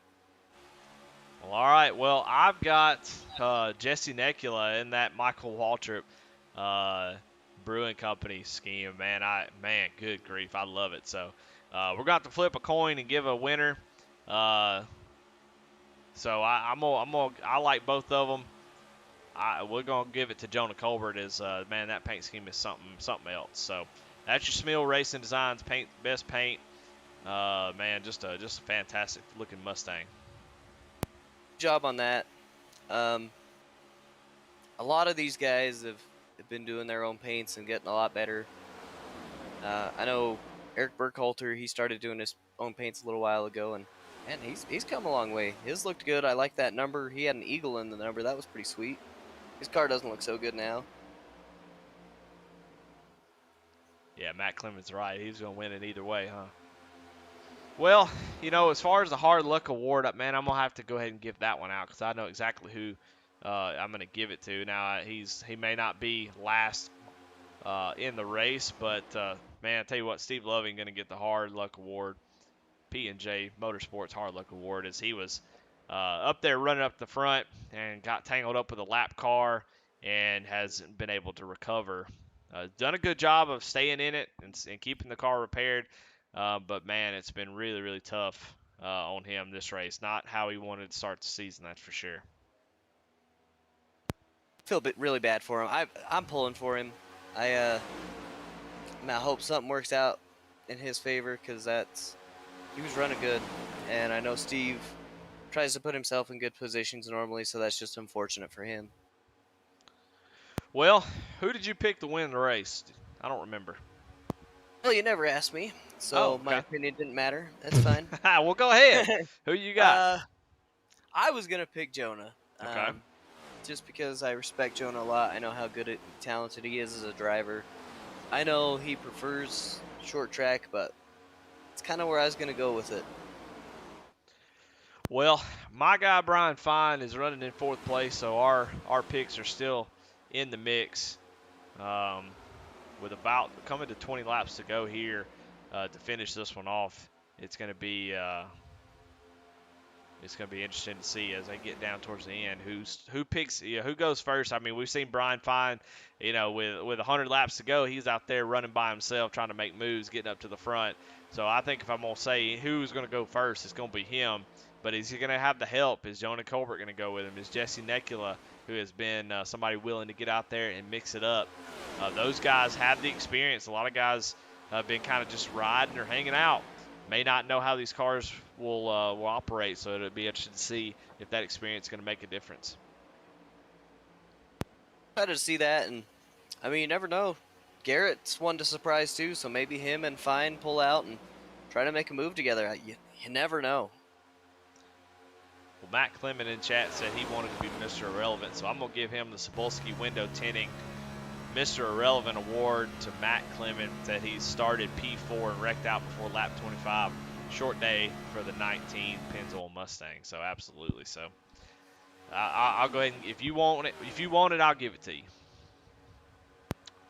I was gonna suggest him too for the the hard luck award, because yeah, that is hard, man. Like starting 4th, having that hard of a night, but keep your head up, man. Try next week. Next week's a new race, and you just gotta keep plugging along. Thanks, Coach. Coach Ripcord. Coach Ripcord over here. Yeah, we'll see who pulls the ripcord first. It seems like it's been pulled a couple times. I'm not sure. We got a bunch of people in chat. That's what I want to hear. If you're in chat and you got fingers, get the keyboard out, get the phone out, and type in there and let us know who you got. We got Kevin Kinder saying that he thinks Kinder and Brian Fine will jump out to the front. Aaron Adcock says, pulling for Chubb. If he doesn't get a caution, I got my eye on the 13. So, got some good picks there. It's hard to argue with any of them. But, I got to tell you, I love the way Jesse Nekula races. He's super clean, but is not afraid to get aggressive. He'll get his nose dirty if he needs to. And he is shown to be one of the best pushers all night long. So, we definitely can't count him out, as he's shown to be able to have all what it takes to get up to the front. Everybody bails on him. He's been a hell of a pusher. Just everybody has given up on him. So Jesse Nekula could be somebody. I tell you what, if I'm Jonah Colbert, I'm in there hitting slash 84, and I'm saying, hey Jesse, you working with somebody? Who you gonna work with? Because if you take me to the front, I'll stick with you. And I would definitely try to slide in Jesse's DMs there. Say, hey, let's go, buddy. You got a date to this prom? Because I'll be your date. I'll be your Huckleberry.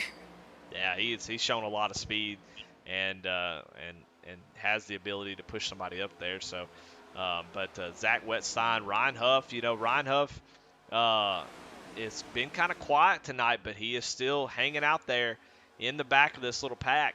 And like you said, if something could happen, and you can get through the wreck, you might be the winner. As these laps, it's interesting. It's a little bit different, I think, than it would have been if there's 30 cars still in the field because, being at the back of this pack is not really tough at all because you can really, we've seen guys be able to make their way all the way to the front if they want to go. If you're in the top 9, in that top 9 running with that pack, man, you're feeling pretty comfortable. You're like, I'm in a good spot. That back car of the top 9, that's not a bad spot at all to be in because you're not getting pressured behind you. I mean, you got the car pushing you, but he's just trying to get laps back. He's not fighting you for position at all, so he's got everything to gain. He's got nothing to lose, and a man like that's dangerous. Yeah, you can wait a lot longer too. Like, if you're running the back of a 30 car pack with 15 laps to go, you're already trying to make your way to the front. But running ninth at the back of the pack, you have a lot of time to kind of see what's going to happen, make your moves. You got a lot more room. So I don't think there's anybody that's out of it, that can't win this race. We haven't seen Ryan Huff. He may have won a race. I'm not real sure. I haven't seen him, so he hadn't seen victory lane as far as I know. So he's going to be hungry to get up there and get a win. Chris Reese as well. A lot of guys who would like to get this win, especially the first win of the season. The advantage that 9 spot car has is he's been able to watch everybody's moves and see what they're doing and see when they he can anticipate when they're going to pull that trigger and try to make a move, and maybe he can go with them. Knowledge is power, and he's got a lot right now. Ratchet Miller, it's good to see you. I haven't seen you in chat all race long, but I'm glad to see you here cheering on Garrett Kinder, man. I got a little worried. I was gonna have to do a wellness check on you.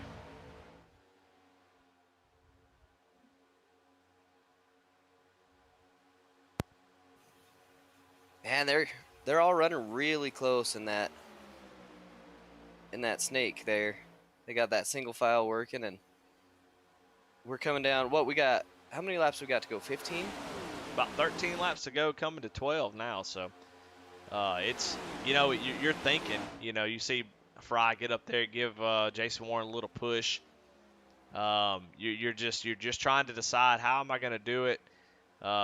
What move?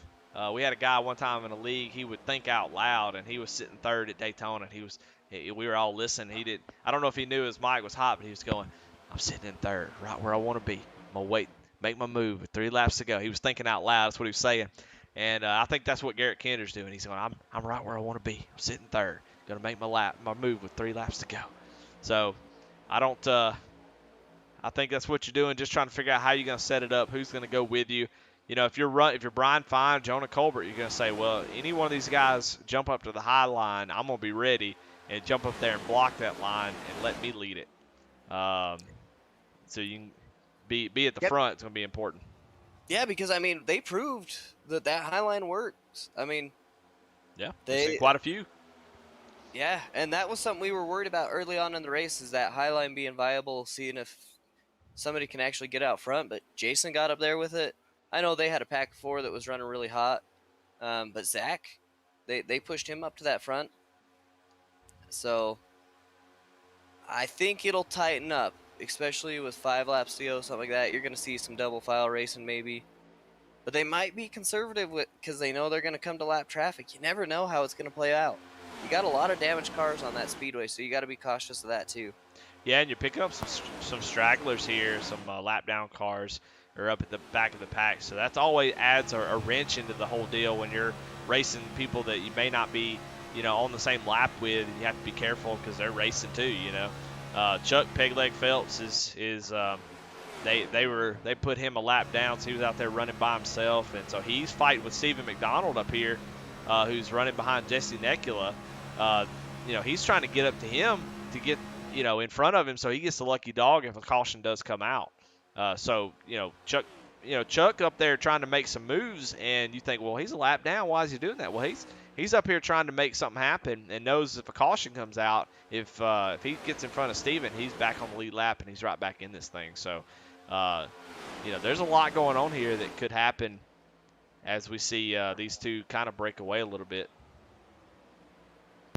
There's a lot of talented drivers in this league, so you've got to every position you can get at the end of the race, you got to get it, because it could come down to that position in the points race later on down the season.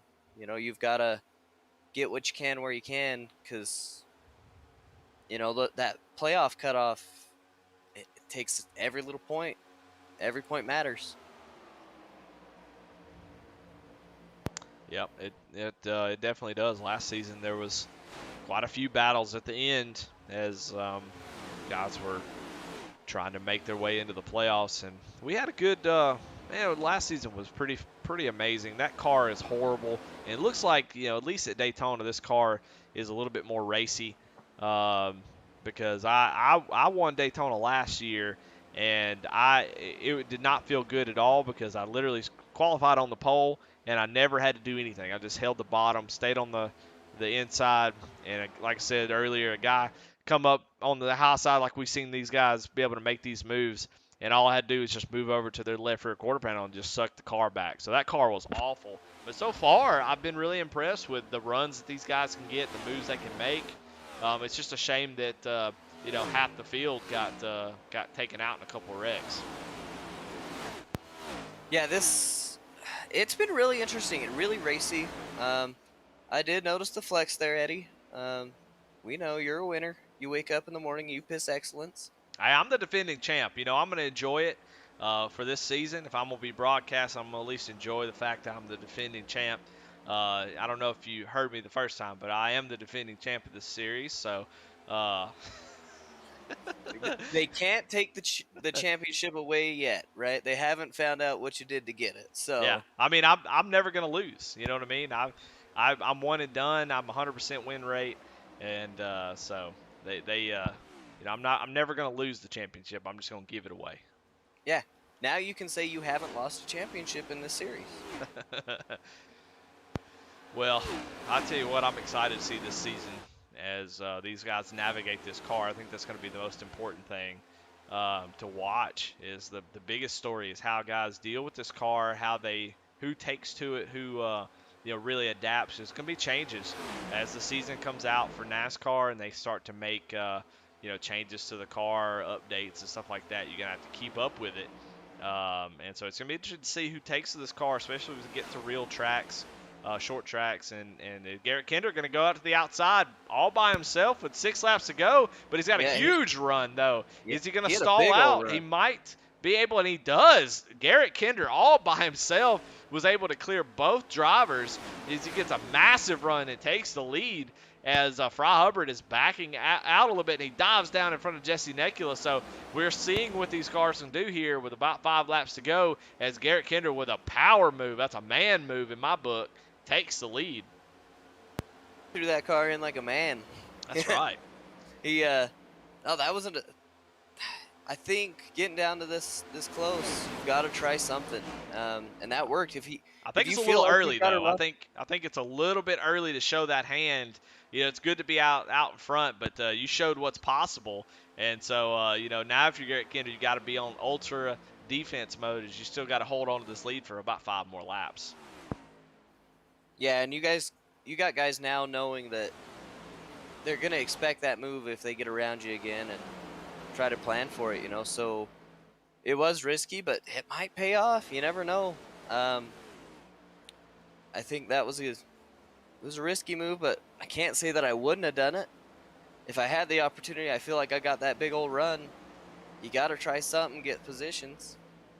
Well, if you make the move and you take the lead, it was always the right move. It's only only if it doesn't go wrong, and then if he doesn't clear Jason Warren, we're probably thinking, Garrett, what are you doing? You're back in 9th place, but he was able to clear him, so he looks like a hero. So definitely a strong move as he's kind of got a gap here between Jason Warren. It's really hard to tell what's going on, as man, there's just so much time left. Getting out front's important, but man, you just kind of make yourself a sitting duck, I feel like.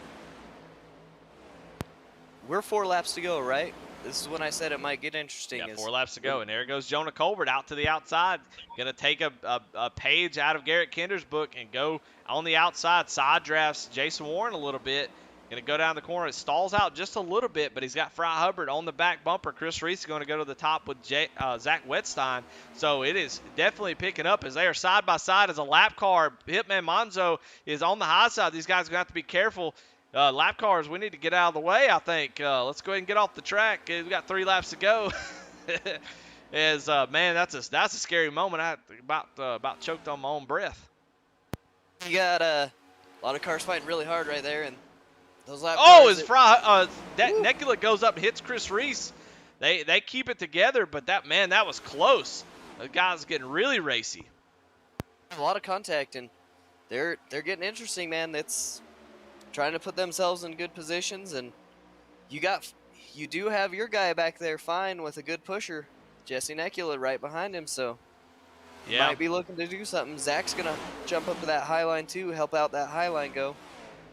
Yeah, Jonah was able to get up there. Now he's just trying to maintain that top line, as now there's a gap between Jason Warren and Garrett Kinder that's going to allow that top line, as they've got a lot of momentum, and Jonah is out front, and he's going to clear Garrett Kinder, moves down in front of the 13 machine, so gives up on Fry Hubbard, Zach Westheim, but I tell you what, that high line is looking really racy, so I think Fry's going to be okay. Just going to have to stick with it. As you see, that front car on the bottom seems to get a big gap, and that really hurts the bottom. You see Jonah going to play both lanes. Fry Hubbard going to go down low. Jonah Colbert tried to go for the block. 2 laps to go, as Jonah Colbert in the lead, getting a huge push from Zach Westheim, but Fry Hubbard able to make the ground up, and they get together. Well, oh my goodness, that was so scary. Holy shit. Little bit of contact, and you see Ryan coming into the fold too. We said he might be dangerous. He had everything to gain. He's kind of came into that fold, helped push that high line up there. Yeah, Zach Wetstein and Jonah Colbert, Daniel D. Cunningham doing the right thing, man, pulling off, getting off the track, letting these guys race it out. Man, that's a JC Motorsports guy right there. Oh, as Ryan Huff, we just talked about him, gets a little bit loose or something there. Oh, and they're wrecking. They're going. Oh, we just talked about Ryan Huff, and he goes around. Oh, no, it takes out Brian Fine, Jesse Necula spinning. Oh, as we're on the final lap. What am I doing? I thought maybe we'd go under caution, but we are not. We are still on it. Lap. Yeah, white flag is out. It's Jonah Colbert and Zach Wetstein as they come off the front stretch. Does Zach Wetstein have anything for Jonah? He goes to the outside. Jonah going to block, but it's going to be Jonah Colbert is going to win the Daytona 250. Wow. That was a good run. That was hard. That those top 2 cars, they got a little bit of separation there because of the mix-up, and they just went. Man, that's what I'm talking about. Well, hey, that's fantastic. Holy crap. What great moves. Great job getting in position there at the end, trying to defend. And we're going to go back a couple laps as these guys wind down and watch those last few laps as Jonah was able to clear Garrett Kinder. And we're going to watch those 2 laps again and see just how it all played out, as we are, looks like 3 laps to go here. Jonah able to slide down in front of Garrett Kinder. You see Fry Hubbard getting a run on that high side, and Jonah is making a decision now that he's like, I got to get up there and block. And Fry Hubbard takes evasive action down to the bottom, but Zach Wetstein with a huge run when Fry moved was able to get to the back bumper of Jonah, and you see him pushing. That's what happened to Jonah. He gets a little bit of help from Zach. They make a little contact, but Jonah come around, take the white flag. Let's see exactly what happened with this caution. That was an impressive move, though, by Zach, being able to give Jonah that bump, but not enough to get him around. You know, that's tricky. That's hard to do. Yeah, let's watch here as we're seeing what happened with this wreck back here. As it started with Ryan Huff. Ryan, it looks like he got a little wiggly there and just comes down on Jesse Necula, and that took both of them out along with Steve McDonald, who was he was trying to mind his own business, to lap down, and gets caught up into that. And then it's just 2 drivers, as I'm not really sure what happened to Jason Warren, to be honest. unless I'm just missing something, Jason Warren ended up finishing 11th. I'm not sure what happened to him, why he went a lap down. I didn't catch that one either. He ran strong most of the night. I want to know what happened there because these guys were. Did he run out of gas, maybe? Or was he involved in an accident? Here comes the wreck. Oh, and he gets a little help from. He kind of backs off because he knew the wreck was coming. Yeah, And checked up a he little bit. we just missed it. I don't know what's going on there. Let's go on board with him. I don't know what happened to him. I'm not sure. Did he run out of gas? Let's listen to his RPMs to see. Oh, yeah, he's running out of gas. You hear him.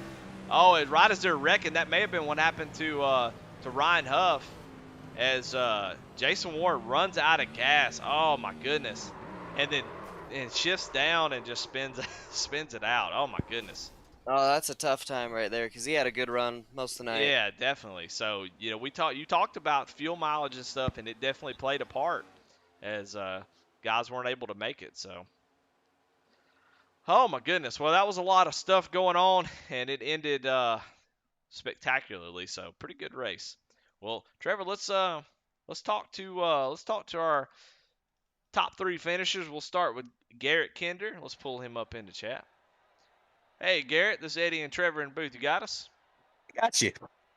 Man, what a I don't know. Man, it's hard. It's like it was a good bad race. It was a lot of just single file racing.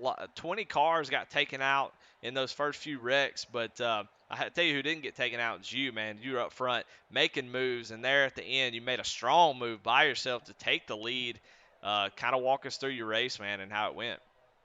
Man, it was well, these new cars, and it was kind of sprung on us, not really last minute, but we didn't run these cars last season, so a lot of these guys, that's me included, we've never run them with any kind of regularity, so it was a little iffy. The package is still a little weird. The way the steering box works is just a little strange still. Learned really quick that if you got up front and held that bottom line, unless they had 3 or 4 cars stacked up high, then chances are you're going to hold on to the lead. So that's what I did as much as I could. Just stayed unhugged the bottom. Had a burning qualifying lap. Don't know where that came from. That'll never happen again as long as I live. So was really fortunate to get the pole. Started out up front, led quite a few laps tonight. There towards the end, that last run, I knew I had to pit with the group. I had probably two or three laps left, and I would have been for sure good on fuel. But I knew I had to pit with the group or I would have lost the draft. So pitted with everybody else, and it was just a pure fuel saver moment from then on out, up until about 5 to go. So it was a good time, fun racing with these guys. I almost got taken out on that little last lap deal. I got the rear end clipped a little bit and got a little squirrely. And I was very fortunate to be able to hold on to it and bring it home to 3rd place. Well, Hey, so I got a question for you there, Kinder. What's up? Take me through that big boy move. That Which power move you threw, getting to the front there for a little bit. What was going through your head when you did that? When I took it on the outside, Yeah, came down, took it on the outside and cleared the leader and got that lead.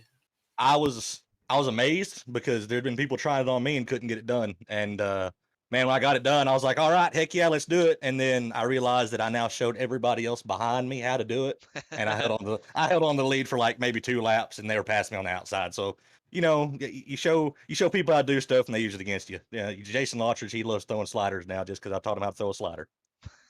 well, hey man, really, really fun race. You had a lot of support, of course, from Ratchet Miller and a lot of guys in chat, Kevin Kinder. Man, so you had a lot of support. Almost was able to make it done, or get it done, excuse me. But 3rd place, nothing to sneeze at, man. Congratulations. Well, I appreciate it. I'll take a top 5 at a super speedway, or especially a podium at a super speedway any day. Absolutely. You know my feelings on these things, man. Well, give us a shout outs, man. Your sponsors, who you got to thank. All right, of course, got to start off with Kinder Farm and Ranch. Love having family on board. All this whole thing, I wouldn't be racing near as much if it wasn't for them, and just being able to watch and hang out and give me feedback, and we get to talk and stuff after the race. I got to thank Ratchet Speed Shop. Same concept. We talk after just about every race. Big Frig coolers and Cross 5 cattle coolers. If you want to keep your stuff hot, keep your stuff cold for cheaper and longer than anybody else, make sure you look up Big Frig coolers at bigfrig.com. Get your custom tumblers, your growlers, your coolers, whole 9 yards. They got everything. Wolfpack Racing, Ray Page over there, excellent guy to know. Got to thank all my teammates over at Reaper Racing. Great group of guys. Had quite a few of them out here in the field tonight. Griff, I think, is a little under the weather, unfortunately, so he didn't get to come out and try and defend his ARC win last night. But so we're thinking about him. Hope he gets better soon. I got to thank, of course, the main sponsors, or the sponsors of the series, ORRL Farms, Putt Rehab Inc., Custom Steel Buildings, Smill Racing Designs, Shiba Inu Crypto, and Intensity Broadcasting, y'all up in the booth. Peg Leg Felts for the Pole Award, P&J Motorsports, Smill Racing Designs, B&K Motorsports, Cebulski Window Tinting, just everybody that makes this thing click. Everybody that everybody's got a gear, and just makes this whole thing spin and keeps this league running. And big shout out to everybody that gets that done. Big shout out to Griff for not only running the league, but this is his baby, this is his series, and really looking forward to it. Started out strong, so hopefully we can keep it rolling. All right, man. Well, we'll see you next week. Congratulations on 3rd place. Appreciate you. Congratulations, buddy. Good job. Oh, sorry. Well, let's bring in Zach Westside and let's talk to him. Hey, Zach. Is Eddie and Trevor in the booth? You got us? Yeah, I got you. Well, man, a lot, long race, a lot happened. You were able to keep your car clean, and you were the main engine behind all of that happened on that last little bit. As you were trying to push Fry there, and Fry jumped down to the inside, and you became Jonah Colbert's best friend. So, talk to me about your race, man, and how it went tonight. Oh man, it was just it was kind of a waiting game. Just there early and really throughout the race, it was just get single file, get the best spot you can, and chill out. And then the next name of the game was fuel, and I led a lot of laps coming up to that last green flag pit stop. But luckily, I was with about 8 laps or 9 laps before we pit. I was actually able to get past, which was the best thing there. I saved fuel and was able to make it to the end. And then, me, Jonah, Daniel, Cunningham, Chris Reese, Steve Loving, we were all in a chat together in Discord working together. And when I saw Fry go to the bottom there at the end, that was heaven's doors opening, because I knew Jonah was coming up. And so I told Jonah, I said, stay there, I'll push you. And it worked out really well. Mike, you had a good run all night long, man. You were up there at the front for a little while. That was really impressive, being able to come up and push Jonah, give him that little bit of tap. But keep him straight. That's a good move, man. How do you feel these cars win? Oh man, it's tough. You can make passes in these cars, but it has to be orchestrated really well, or else it's just you're not going to get a good enough run. Side drafting is the name of the game for passing in these cars, and that can get really, really spotty, because if the car on the inside line moves up and you go to side draft, that can end both of your races and probably a lot more. So it's just, bump drafting through the corners is a big part as well. If you can get to their back bumper and push through the corner better than the other line, that's going to be really beneficial. So I think side drafting and being able to push whenever you're given the chance is the biggest thing in these cars at Daytona. Well, all right. Well, congratulations on the 2nd place finish, man. Tell me who you got to thank. Who's your sponsors? Shout outs. Yeah, absolutely. Griff, the bulldozer, for taking over for as the commissioner a while back. He's done a great job. All the admins in the league that kind of help make the job easier as a commissioner, as easy as it can be anyways. You guys for broadcasting. I know that this Daytona with the current package can be tough to broadcast. So for 100 laps, that's a tough thing to do. So shout out to y'all for that.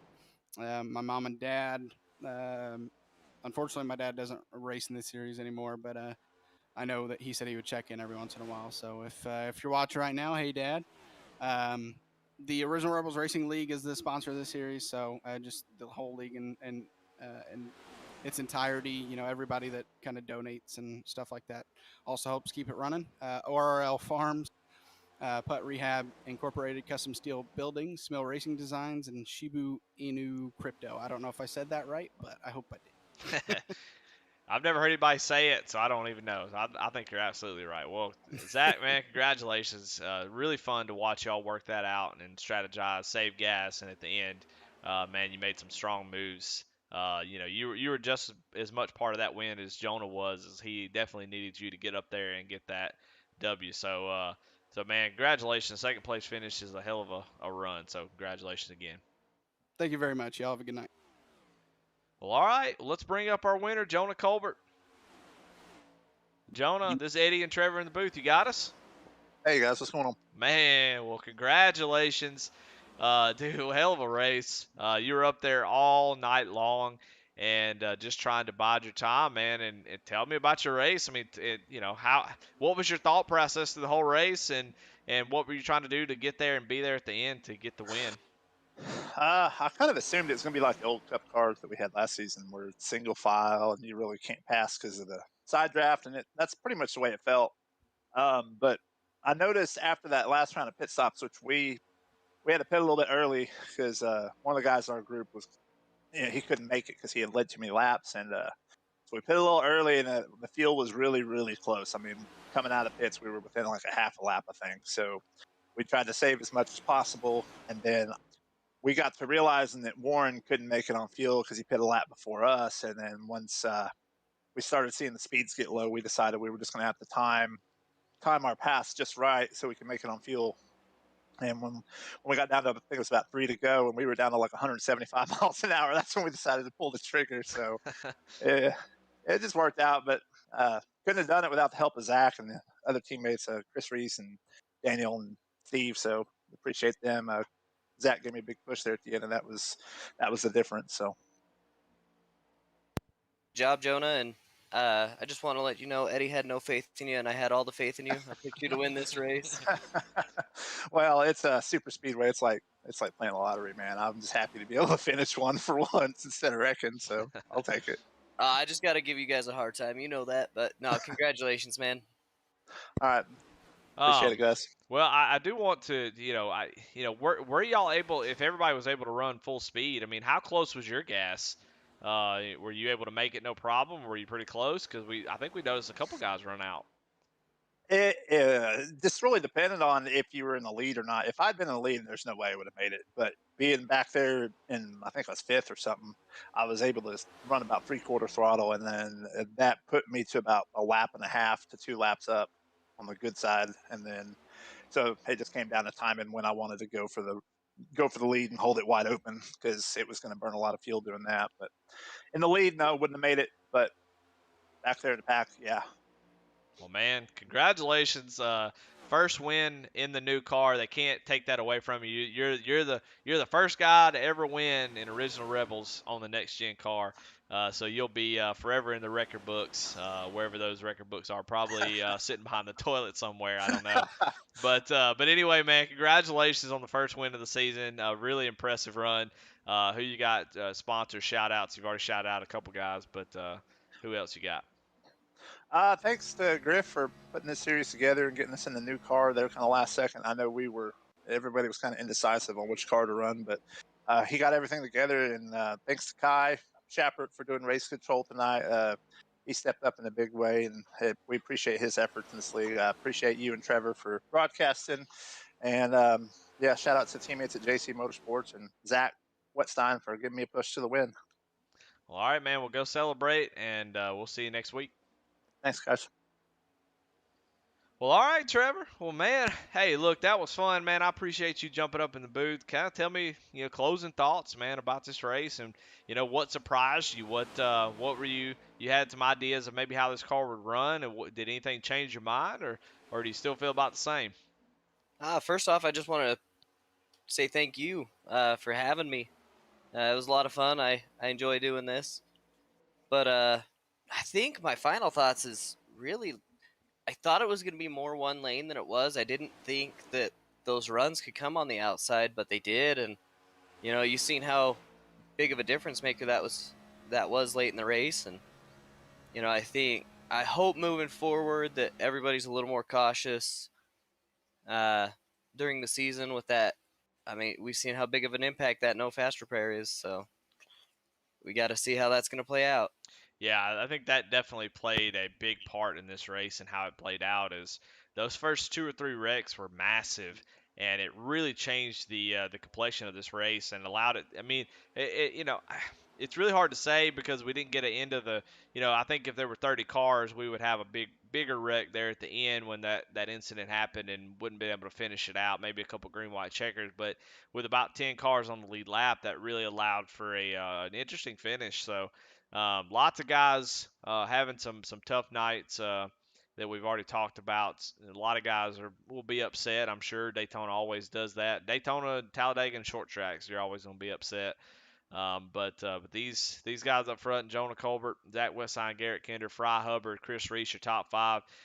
Man, what a great race they had. I think this car actually played out pretty well. I thought the same thing as everybody else. You wasn't going to be able to race, but they kind of put on a good show. So, but real quick before we go, we're going to go through the list of finishers and give y'all an idea of where everybody finished. We just talked about the top 5. Brian Fine, my pick, finished 6th. Jesse Nekula finished 7th. Ryan Huff finished 8th. Steve McDonald finished 9th.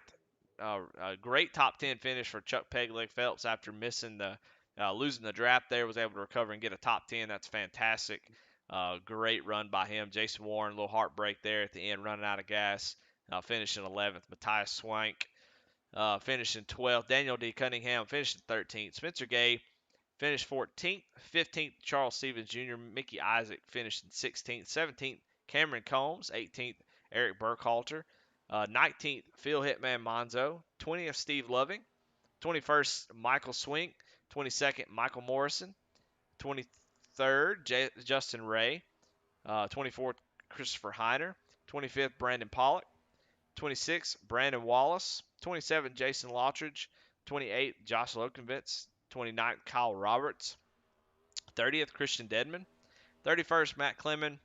And 32nd, Mike Bertosa Jr. So lots of heartbreak for some and, celebrations for others.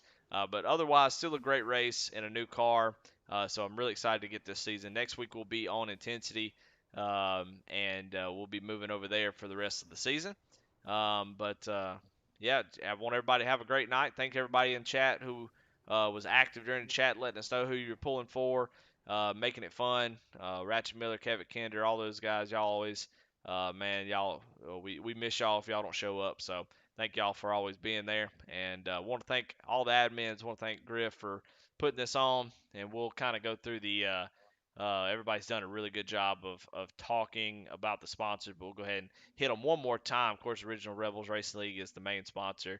ORRL Farms, Putt Rehab Incorporated, Custom Steel Buildings, Smil Racing Designs, Shibu Inu Crypto, Intensity Broadcasting, Chuck Pegleg Phelps, P&J Motorsports, Evil Empire, Thunderstruck Super Series, Kinder Farm and Ranch, Smil Racing Designs again, BK Motorsports, and Cebulski Window Tinting. Man, we can't do it without y'all's support. It means everything. It helps us get everything done.